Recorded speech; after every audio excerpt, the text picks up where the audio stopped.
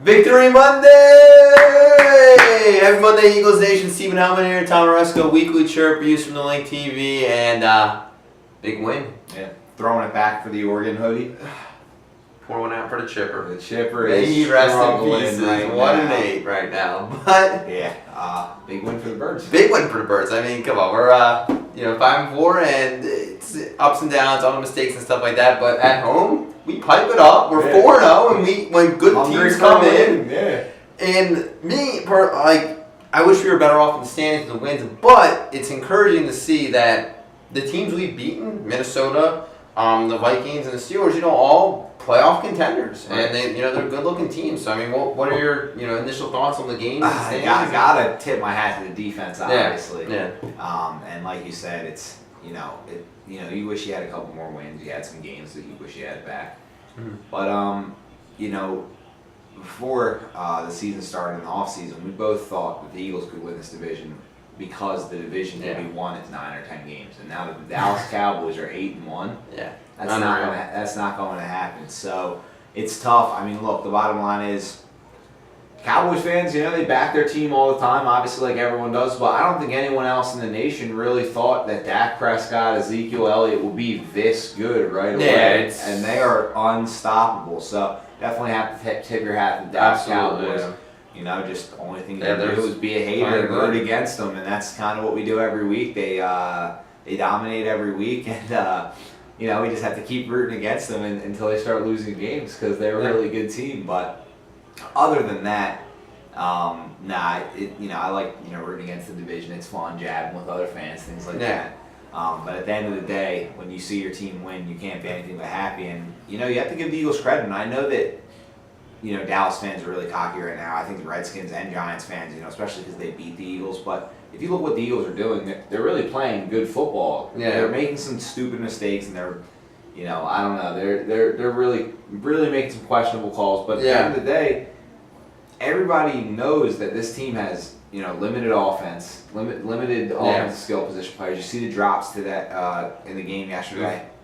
Nelson Aguilar, Jordan Matthews, guys continue to drop balls. Bryce Treggs and DGB didn't even have catches.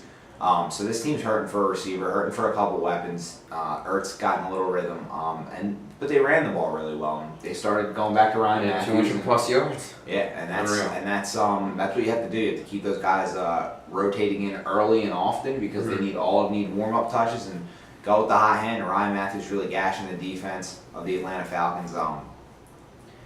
And the Eagles defense got it done. And that's what you have to be impressed with is, you can obviously say, well, this team doesn't have a receiver, it doesn't have, a difference maker here, it doesn't have difference maker on the offensive line or running back. Cornerback even is an issue. But with what the Eagles do have and what they're making do with, they're putting up some really impressive performances. And I think that's something that, obviously the NFC East rivals don't want to admit about us just as much as we don't want to admit about what they're good at.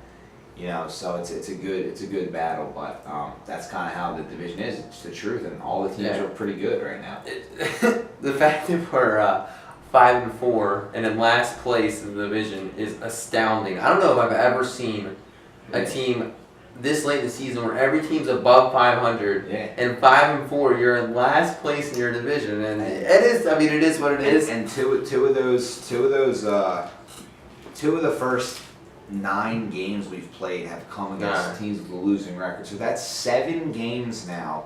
9 games into the season, we faced 7 teams that right now have a winning record. Unreal. Well, Pittsburgh now is 4-5 that they lost. But when we played the team as well, Minnesota was undefeated. Pittsburgh was coming into that game early in the season. They were a hot team.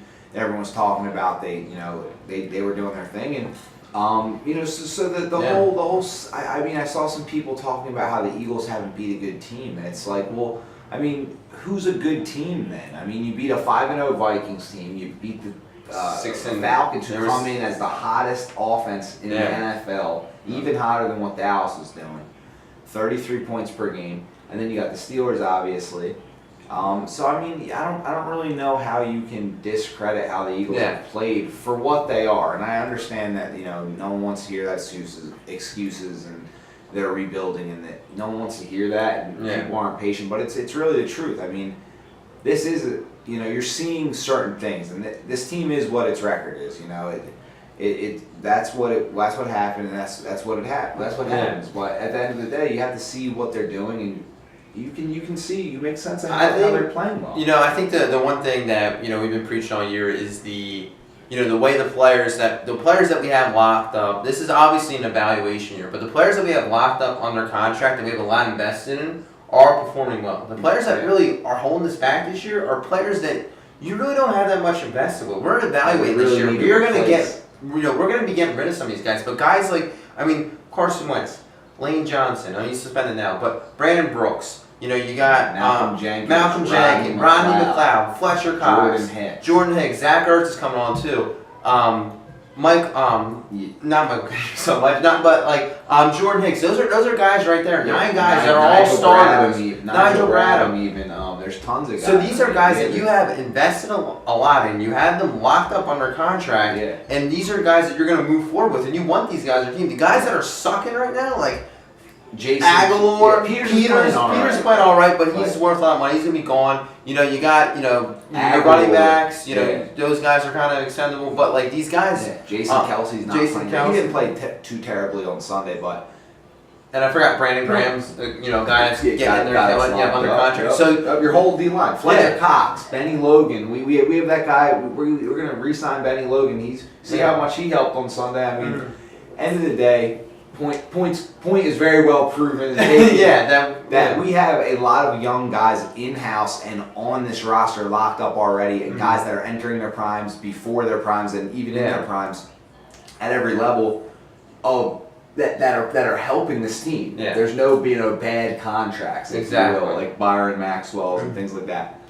So the guys that are locked up, to a little bit more expensive deals or deals that are expiring, or guys that are expendable, are the guys that aren't playing well. So, like we said, obviously that's like kind of how it works. The guy's not playing well is expendable, but But no, like the contracts the guys that aren't playing well are guys that we can seriously get rid of, and it's not gonna really hurt us. So the cap will lower, and the roster won't get worse because we're also going to be upgrading at those. It's not like we don't resign this guy, it's really gonna hurt. It's like no, when we get rid of this guy, we actually save a lot of money and go get a better guy. Yeah, exactly. So the places and let's not forget one last thing. Pretty much. We kind of covered everything, but Minnesota dropped their 4th straight game, and yes, it was to the Redskins, which stinks because they obviously want the Redskins to lose. But Minnesota looks inferior right now. They don't look like the same team. Sam Bradford's seeing that team crumble around him like he's seen every team he's been on, and he's starting to absorb a lot of blame, and a lot of fans are hating on him on Twitter. I think the blame's a little undeserved, though. He's their best player right now. And that's kind of what we've always said about him. But he's the quarterback, and he's just been an average quarterback. But, I mean, look, the bottom line is the team stinks. The Minnesota Vikings are not that good at teams. They lose a big key piece. They lost Eric Kendricks on Sunday. They've lost tons of guys. So they lost Jake Long, their new starting left tackle. The other one's out. They got him, and he lost him for the season. He wasn't even that good. So now they're back down to another guy. So that team's just having the injury bug. Adrian Peterson's obviously out. He's not going to come back this season if they continue to lose. I mean, this team could be headed for a nosedive. I could see, 7-9 is probably their best scenario. I honestly could see this nosedive, and I'm going to keep 7-9 or 5-4, man. I mean, it's possible. Only two wins. I mean, they have Dallas. I feel like get killed by Dallas. They have Arizona next week. It's possible. And then they have at Detroit on Thanksgiving, and Detroit's better than they are. Dude, the Minnesota. I don't see them doing better 8-8. I'll give them maybe 8-8 is probably the best they can do right now because they're just trending.